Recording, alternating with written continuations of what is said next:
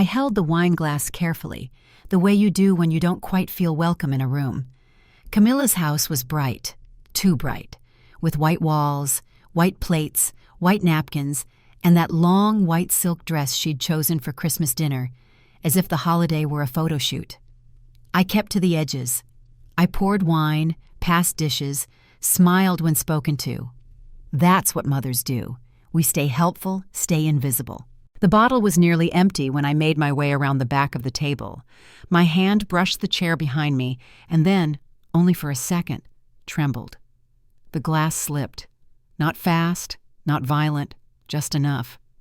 The red wine hit her dress in a perfect splash, centered, blooming like a wound across the fabric. Camilla gasped. "Do you even know what this cost?" I opened my mouth, but before I could speak, Andrew stood. His voice was sharp, sudden. "Mom, not again!" Then it happened. The slap didn't echo. It wasn't loud. It was precise, quick. A private shame made public. His hand met my cheek, and my body leaned into the blow like it had been waiting for it. The room fell silent. A fork clinked against porcelain. No one moved. I tasted copper. I straightened my back. "I'm sorry," I said to no one in particular.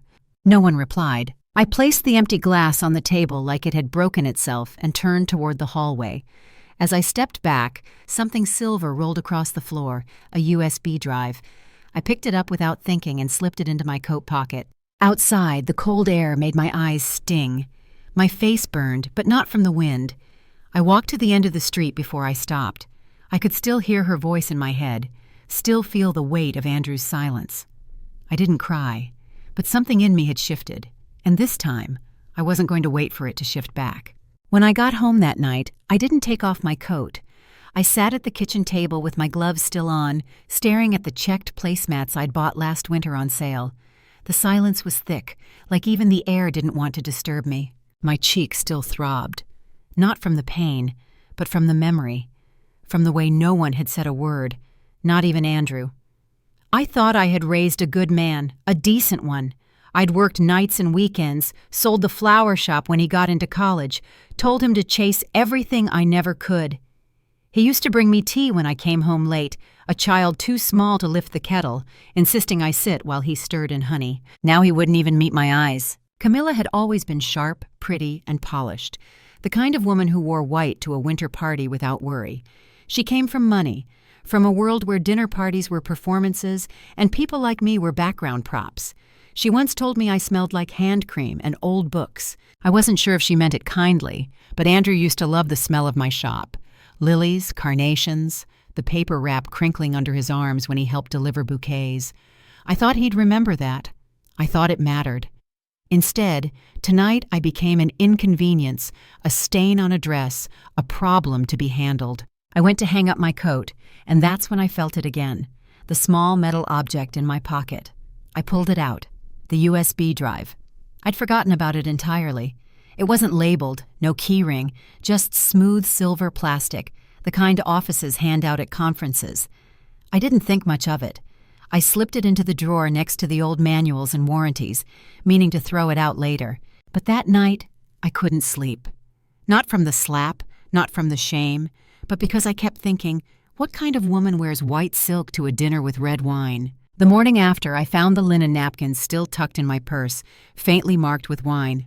I hadn't meant to take it, but I must have grabbed it when I stood up, still dazed.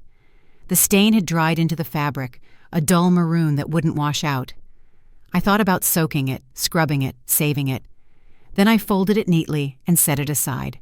There was something about stains, once they stayed, they didn't go quietly. I made tea the way I always did, boiling the water, adding honey, no milk. I didn't touch the jam I'd brought, still unopened, still wrapped in the red cloth I tied the night before. I had planned to give it to Camilla's parents. They didn't even come. Instead, I sat at the table and stared at the edge of the countertop where Simon once sanded it smooth. He had hands like mine, quiet, patient. He wouldn't have raised his voice. He certainly wouldn't have raised a hand. Andrew had been different once. When Simon died, he held my hand through the funeral and kissed my forehead afterward like he was the parent. We used to walk through my shop together on Sunday mornings. He'd touch the petals, name the flowers. I kept thinking maybe he'd forgotten how. I pulled open the drawer by the sink and saw the USB again, still sitting where I left it, next to an old tape measure and expired coupons. I picked it up and turned it in my hand. No label, no logo, no clue where it came from. I should have tossed it in the bin. Instead, I brought it to my laptop and plugged it in. The screen blinked. Folders appeared. Invoices, transfer logs, internal memos. I clicked one at random and saw my name, Esther Delcourt, listed under a vendor file. Consulting services, payment received, repeated dozens of times, but I never consulted for anyone and I never received a cent. I didn't leave the house that day. The bruise on my cheek had turned a soft gray, the kind that no makeup could hide. I pressed my palm against it as if I could rub the shame away. It wasn't the slap that hurt anymore. It was knowing how easily it had happened, how naturally he'd done it. The documents on the laptop stayed open. I went through them one by one, trying to make sense of the numbers. Transfers, approvals, routing codes, all signed under my old florist license. Payments dated over the last 18 months, each labeled as consulting services. I hadn't consulted on anything since the shop closed. The room felt smaller. I opened a window, but the air was sharp and cold. Somewhere in those rows of digits, I could see the pattern. Money moving from one account to another. Sometimes through offshore names, sometimes through small charities, and every few lines, her name, C. Ortega. I tried to convince myself it was a mistake, a clerical error, something that could be explained. But I'd seen enough paperwork in my life to know that this wasn't random. It was deliberate. By afternoon, I couldn't sit still. I drove to the small bank where I'd kept my savings since Simon's time. The manager, Mrs. Keene, greeted me kindly, but frowned when she looked at my file. "You're listed on 2 corporate transactions, Mrs. Delcourt," she said. "One under Ward Healthcare and another under a supplier code. Did you authorize these?" I didn't answer. I just felt the blood drain from my face. That evening, I sat by the window, watching the streetlights flicker.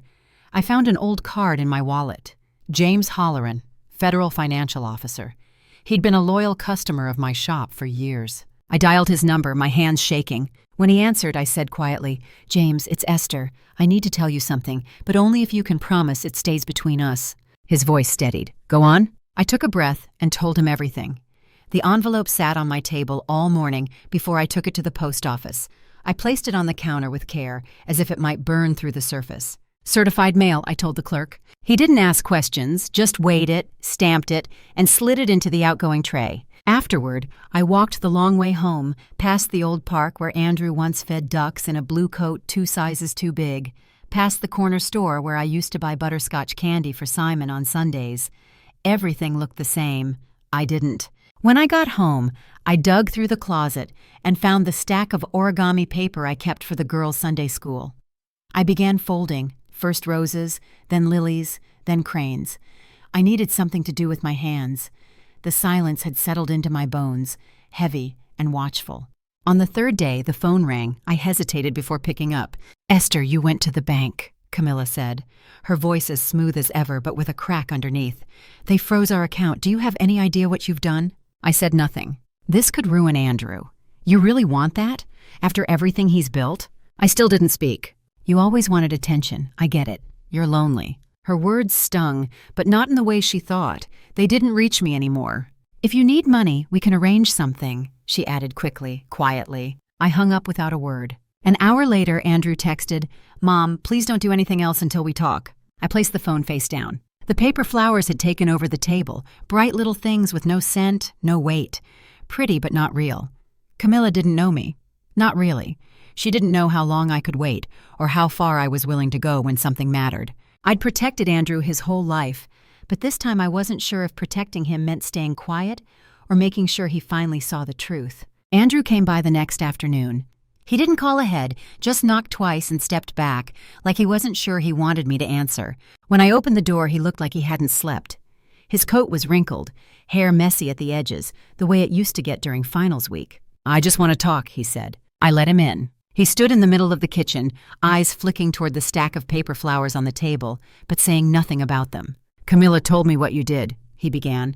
"She says you misunderstood, that maybe someone used your name without realizing it." I didn't speak. I waited. "She thinks it's a mix-up," he continued, his voice quieter now.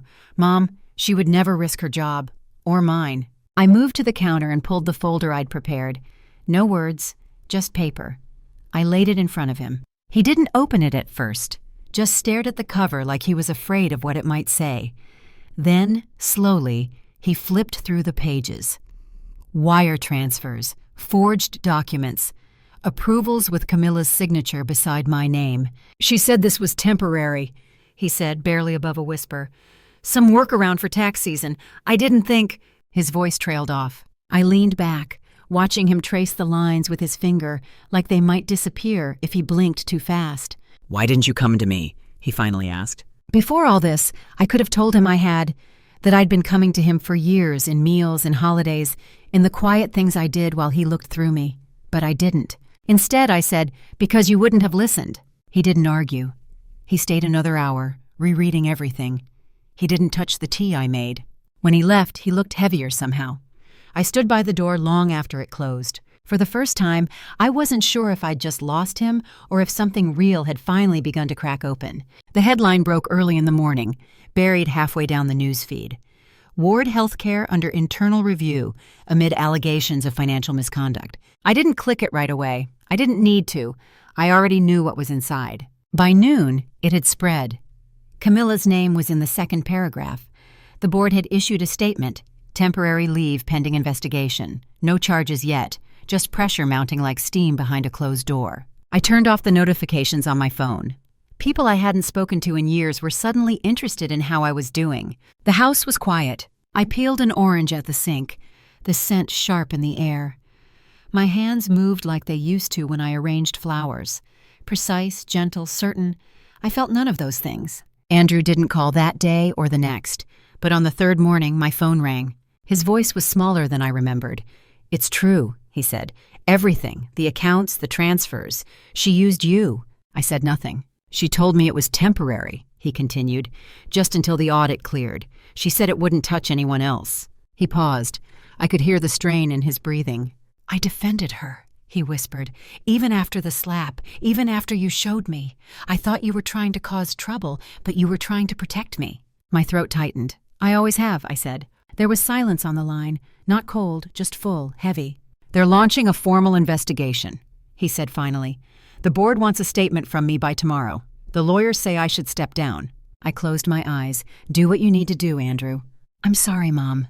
It didn't fix anything, but it was something. After we hung up, I sat at the table and looked at the pile of folded paper flowers. One had started to unravel. I picked it up, smoothed the creases, and folded it again. Not tighter, just cleaner. Outside, the wind shifted. I got up and went to the drawer where I'd kept the documents, ready now for what came next. The courthouse steps were lined with photographers, their cameras flashing like static in the cold air. I arrived through the side entrance, escorted quietly by someone from the district office. No one knew my name, not really, but they would soon enough. Inside, the room buzzed with low voices and shifting papers. Camilla sat at the defense table, her hands folded, her expression unreadable. She wore a pale suit, hair pulled back tight. Beside her, two attorneys whispered behind a screen of folders. She didn't look at me. Andrew sat further back near the aisle. He was thinner than I remembered, suit wrinkled, eyes shadowed. Our eyes met once, long enough to say what neither of us could out loud. They called me to the stand midway through the morning. The prosecutor was kind but direct. I spoke clearly, not angrily. Just the truth. That I hadn't worked since I closed the flower shop. That I had no knowledge of the vendor account created in my name. That the documents using my florist license were fabricated. That I received nothing. Not a cent, not a notice, not a call. I was handed copies of transfer approval forms. I confirmed my name, my signature, or what was supposed to look like it. The handwriting didn't even match. Camilla never looked up, not once. The defense tried to paint it as a misunderstanding, a clerical error, a shared confusion between relatives. But the numbers didn't lie. The authorizations were too many, too consistent, too profitable to be innocent. When it was Andrew's turn, he took the stand with trembling hands. He admitted he hadn't seen it, that he hadn't wanted to, that by the time he realized, it was too late. Camilla's face didn't move, even as the judge read the verdict. Guilty. Multiple counts. Sentencing deferred pending further review, but the outcome was clear. As they led her out, she turned toward the gallery, but her eyes passed over me like I wasn't there. I didn't follow them out. I waited until the room had emptied, until the papers had been collected, until all that remained was the echo of decisions that couldn't be taken back. The house was smaller than I remembered, but the porch still creaked the same way when I stepped onto it. The real estate agent handed me the keys like she didn't quite believe I wanted it back. I didn't explain. I just took them and walked through the door. The wallpaper was gone, replaced by plain white paint. The wood floors still bore the scratches from Simon's old armchair. I ran my hand along the edge of the kitchen counter and saw the dent where Andrew once dropped a jar of jam when he was 9. Time had smoothed everything, but it hadn't erased it. I bought it with part of the settlement. I didn't tell Andrew until the sale closed. He showed up the following weekend with a box of tools and 2 buckets of paint. We didn't talk about court. We didn't talk about Camilla. We painted the living room in silence. He chose a soft, warm beige. Nothing trendy, nothing loud. He stayed the night in his old room. It was empty now, just a mattress and folded blankets. I left a glass of water on the nightstand like I used to. The next morning, we sat on the porch and watched the sun come up. He didn't say much, just handed me a cup of coffee and looked out over the yard. Later that week, he brought my granddaughter. She ran through the grass, her laughter light and unguarded. She asked if I could teach her how to fold flowers out of paper, like the ones she saw in the box near the window. I said yes. We sat on the floor and folded petals together, slow and careful. Andrew watched from the kitchen doorway, arms crossed, eyes soft. It wasn't a beginning, it wasn't a resolution, but it was something in between, a breath, a pause, a place where things could grow again. That night, after they left, I walked through each room barefoot, letting the floor remember me. I opened every window, and for the first time in years, I let the air in without fear. Christmas came quietly that year. No invitations, no formal dinners, no white silk dresses. Just the 3 of us, Andrew, my granddaughter, and me, gathered in the house that had found its way back to us. I kept the meal simple, a roast, a loaf of bread, a pie I made the night before. We ate at the kitchen table, not a dining room dressed for photographs. The napkins didn't match, and no one cared. Andrew brought wine, red. He hesitated before opening the bottle, glancing at me like he was asking permission without saying a word. I nodded. He poured 2 glasses, slow and careful. When he handed one to me, his hand brushed mine. Not accidental, not apologetic, just there. We clinked glasses, a small sound, no toasts, no speeches. My granddaughter sat beside me, swinging her legs under the chair, humming a tune from a holiday movie. She reached for a paper flower from the bowl in the center of the table and asked if she could take it home. Of course, I said. After dinner, Andrew offered to wash the dishes. I let him. I sat by the window, glass still in hand, watching the snow gather on the railing outside. The wind had softened the world beyond the glass, hushed and waiting. I looked at the reflection of the room behind me, the light on my face, the tree we had decorated with old ornaments and popcorn strings, the girl in the chair holding a paper lily, the man drying plates without looking for praise. It was not forgiveness, not exactly. It was not forgetting either. It was something quieter, something I didn't know how to name, but it lived here now, in the space between what had been broken and what we chose to carry forward. I took a sip of wine, holding the glass steady in both hands. It was the same shade as the stain on that napkin I'd never thrown away. I didn't taste shame this time. Only warmth, only the slow return of something I thought I'd lost.